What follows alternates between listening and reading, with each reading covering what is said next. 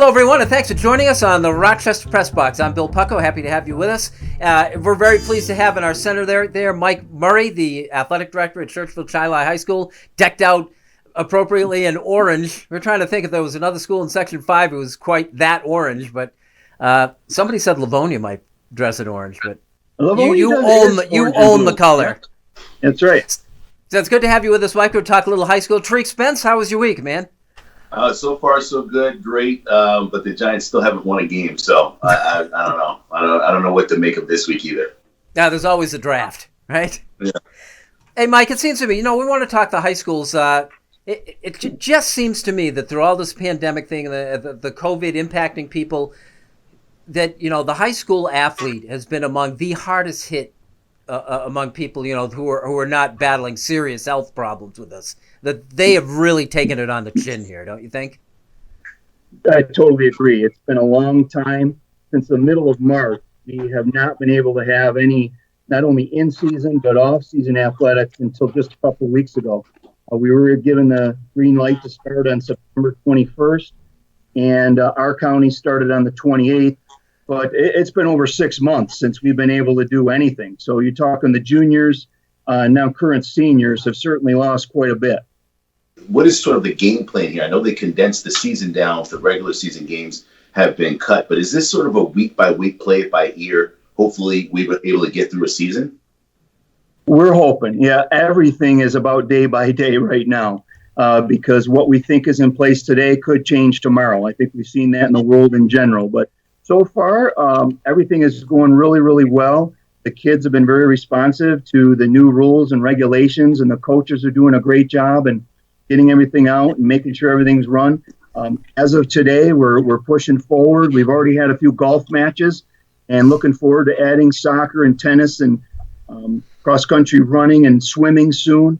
But Section 5 has yet to cancel sectionals, so we're hoping to press on with as normal of a season as we possibly can. Have the kids embraced this? Is this the kind of thing where they're appreciative of the fact that they're getting any opportunity here at all? That's the attitude we're taking, and that's the attitude we're getting back from the kids, absolutely. Because, again, the spring was fully canceled.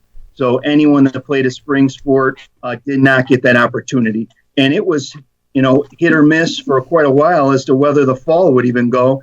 And as you may know, some fall sports weren't able to go, such as volleyball, football, and fall cheerleading. So those that are able to participate are definitely thankful for the opportunity.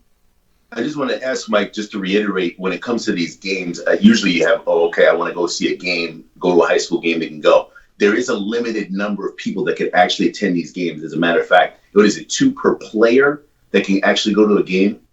That's correct. And again, we're thankful for that. And the message we're sending to the kids and the parents is, that is limited, but please be thankful for that because we could have went to 0 spectators. That could have been the rule. But it is 2 per participant on both teams. Every school is actually issuing passes for how do you keep track of who's with who. So schools are going to have to do extra work, having the rosters available, checking passes, checking to make sure only 2 per player comes in the door. And it's going to be on the families to kind of help police that as well. What are the status right now of your basketball teams and the football program? Well, right now, football was pushed to a March 1st start by New York State Public High School Athletic Association. So we're hoping to start in March. That's going to be obviously very unique. It's called Fall 2 season, which we've never had before. Basketball, the winter season fully was pushed back 2 weeks to a November 30th start date. Unfortunately, those 2 sports are still labeled high risk. So we have been given permission to practice on the start dates, but yet to be given permission to have a contest. Hopefully that'll change as our numbers still continue to get better and we're able to do that. But right now it would be practice only once we start. Yeah, so far, so good. The weather's been great, which I think that helps. So far, yes, we've been all healthy and good. Excellent. Mike Murray, Churchville-Chili Athletic Director, joining us, Tariq and myself on the press box today. We'll talk Buffalo Bills next.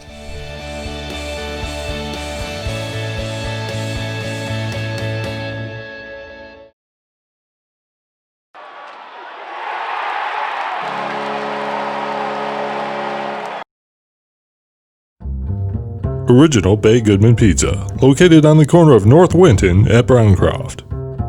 There are 3 ways to get the original Bay and Goodman delivery. Go to baygoodman.com.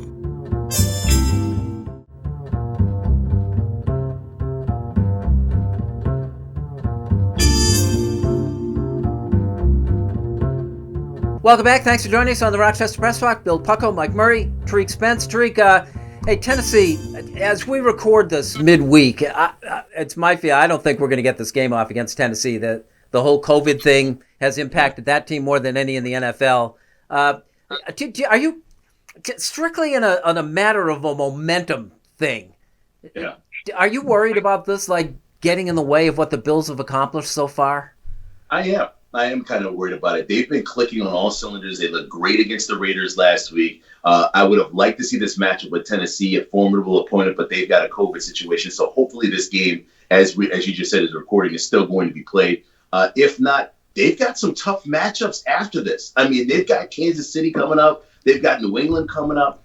You don't want to go in there, not prepared and not get a bye week out of nowhere just because of COVID. But this is what the NFL is going to have to do. We talked about this last week. The fact that the NFL is going to have to readjust schedules. They can do it early on in the season, but later on it's going to catch up to you. I have a very scary theory that if this doesn't get corrected, if teams cannot get right, we could get to week 16, 17 of the season and have some games just canceled because you don't want to risk a playoff-bound team going up against a team that's not a playoff-bound team and running into a COVID situation. And plus, you need those 2 weeks, Bill, to rebound from it. So this is going to be tough. Hopefully the Bills will be able to play. I'd like to see them take on the Tennessee Titans, continue the groove that they have. They've been 4-0 before, but this is a special team with the way Josh Allen has been playing. Yeah, Mike, you were telling me that they've helped make you more of a football fan than you ordinarily do. In terms of having a routine broken and structure involved, this seems to me it's harder for football to deal with this than any of these other sports. Yeah, agreed. I mean, I love the Bills team this year. I've gotten to know several of them and through various events too. I mean, getting into a routine with no fans, or some stadiums have fans, and it's just been a unique year all around. Football for sure. But I love their chances. I think Derrick Henry's going to be a guy to stop on Tennessee if they play him. But Devin Singletary's due to really break out. He's had some decent games, but I think he's due to really break out in a big way. Stephon Diggs has been kind of a monster for Josh Allen to throw at. So I think they keep that rolling, and they got Jordan Poyer tackling everybody on the defense. Tariq, they were talking about the quarter poll about this football season, and all week is like, MVP of the first quarter of the season. Josh Allen's one of 4 guys, and only 4 guys that are constantly mentioned, being Wilson, Mahomes, Rodgers, and Allen as the 4 best players of the first quarter. That's just awesome. It is. It is. And even Brett Favre said something that I think was kind of, it was a little bit far-fetched because Allen hasn't really done it in the playoffs. He said he could be the next Tom Brady. So, I mean, if he is for the next 10 years, yes, that would be great for Buffalo. But still, he's got to be able to do it not only in the regular season, but in the playoffs. And Tom Brady, of course, got so many rings. So that's a pretty high standard to set. I have to be very impressed with the Bills' defense last week. I think they did very well. Josh Norman came in, did a great job, was able to participate, get active. They stripped the football a lot. They fly all over the place. Their defense really deserves a lot of credit for what they've been able to do this season. And Allen is an MVP candidate. I mean, literally, I think he has only 1 interception on the year. He's played well. I mean, he's made a couple silly mistakes, but they haven't hurt the team. And if he will go with the offense goes, this is how key Stephon Diggs is. Stephon Diggs is so big for that offense. They have never had a number 1 like this. Josh Allen's never had a receiver like this. You put in Beasley, you put in Brown, you put in all these other weapons that they have. They are a dangerous offensive team. If the Chiefs, Tariq, are the next team that the Bills would play after this Tennessee thing gets sorted out, what's your confidence level that Buffalo can compete with Kansas City? In a shootout, it's going to be close. If they can keep the offense the way they've been doing it. Listen, they scored just about on every drive that they had against the Raiders into the second half. I mean, they've been able to keep the offense going when they needed to, even when the defense had that third down lull they've had for the last 3 weeks or so. They're still able to put up points behind. They're able to put up points ahead. I'd like to see Mahomes versus Allen. This could be the matchup people have been talking about. They've been saying Jackson versus Mahomes. Maybe it's Mahomes versus Allen for the next 5 to 6 years. That would be something. Mike, what do you think? I would agree with that totally. I think, a great team not only has great people, they play with confidence, and they catch 2 breaks along the way, and they do something to pull it out in the end. That's been the Bills so far. They caught a break with a pass interference call, but they played well. They hung tight. They were confident enough, and they pulled it out in the end. Cool. This is the Rochester Press Box. Like it or not, is next.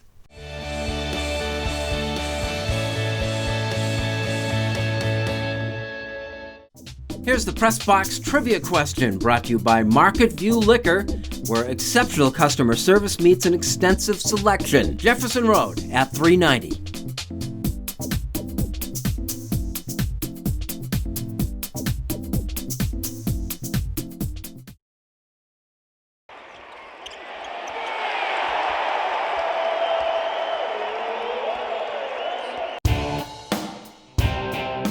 All of these things show Josh Allen has a strive for greatness inside of him.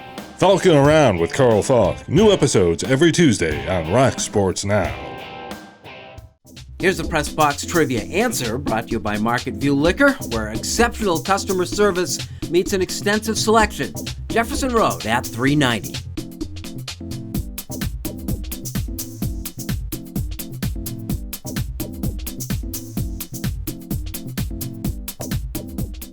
Are you facing criminal charges from a DWI and feel that you never imagined it could happen to you?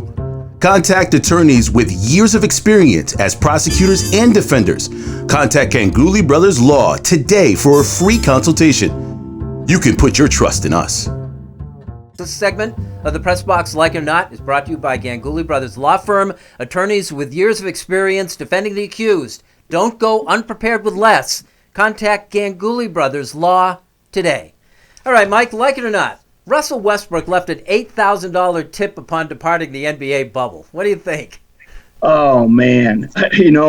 My wife would know I'm lying if I said anything different, but I've never been a huge fan of tipping, only because I feel that the establishment should pay the workers. You're doing your job. I don't get tips here when I do my job, so I'm not so sure why we have to tip people in the world for doing their job that the company's supposed to be paying them for. But with that said, I think it should be an optional thing. And what a heck of a guy Russell is for doing that for the Disney crew in the bubble. I mean, he obviously felt like he was treated like a king when he was there. He's got that kind of money, I guess, to be able to do that. So hats off to him for doing it. I think it's great. He's a great guy. The Rockets are an up-and-coming team, I think, too. So it's great for him. The funny part about it is the thing that was made a point of is that they said he left the room. He left the room in really nice shape. In addition to that, not only did he tip heavily, he cleaned his own room.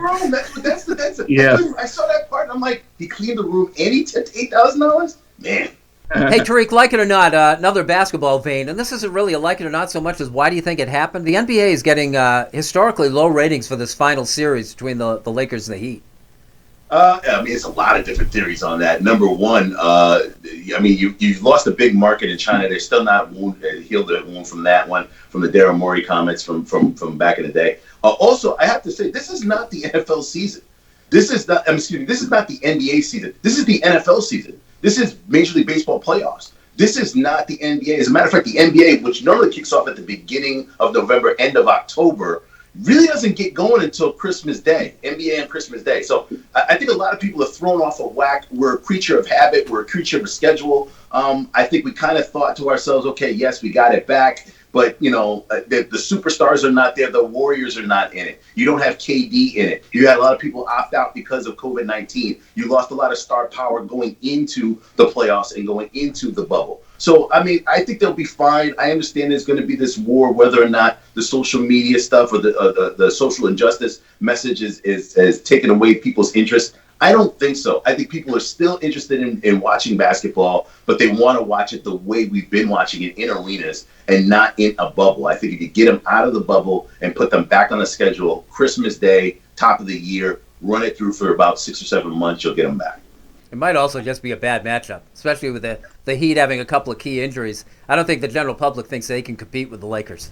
And I think there is unfortunately fatigue on LeBron James. I love LeBron James. I want to see him win as many championships as he can win. But I think a lot of people want to see new faces. They're tired of him possibly winning another championship. I like Jimmy Butler too. I would love to see that he come back. We'll wait and see what happens between now when we record this. I think everybody's just sort of, let's get back to the regular schedule of NBA and back into the season where we anticipated. This is the Rochester Press Box. Unfinished Business is next.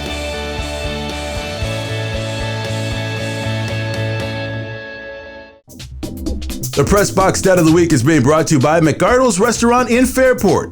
McArdle's is open 7 days a week with dining available indoors and out, takeout and delivery. Come home to McArdle's.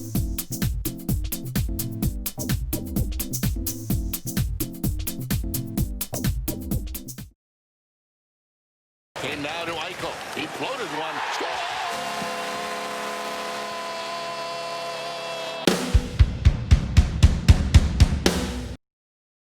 Welcome back. Thanks for joining us on the Rochester Press Box. It's time for Unfinished Business. Mike Murray, go first. And talk about unfinished business. Longtime fan favorite, Rochester Red Wings pitching coach and one of my very good friends, Stu Clyburn. He certainly had some unfinished business this year and proved to everyone that it's not time to shut this circus down just yet, as Stu would say.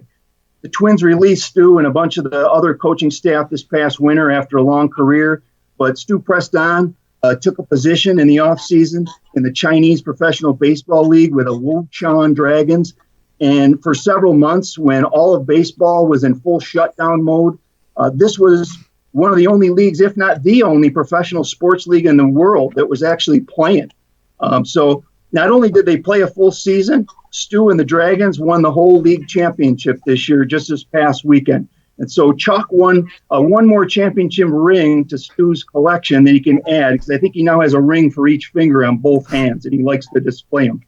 I talked to Stu the other day. He's now back home and hoping to enjoy some fishing and some golf in the off season before likely returning to Taiwan for another year unless something else comes along. So, what happened to him this year, just a testament to how good things can happen to good people and how you should never give up on something you love to keep doing. So, way to go, Stu.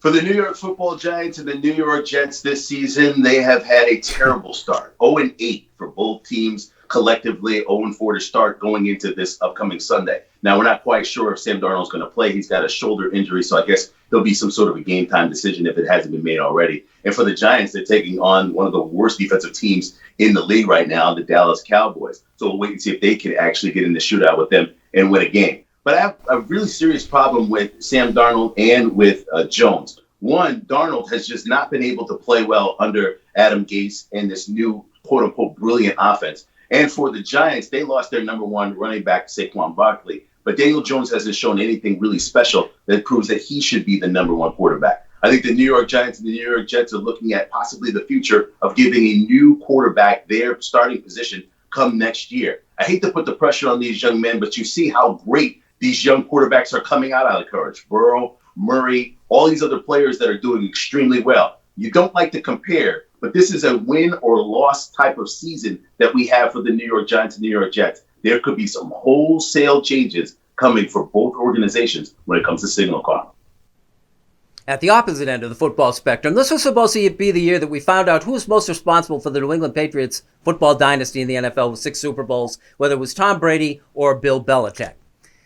Well, Brady is coming off a 369-yard effort against the Chargers. He threw 5 touchdown passes. The Buccaneers are 3-1, and they're acting a lot like a team that might be playing in the Super Bowl.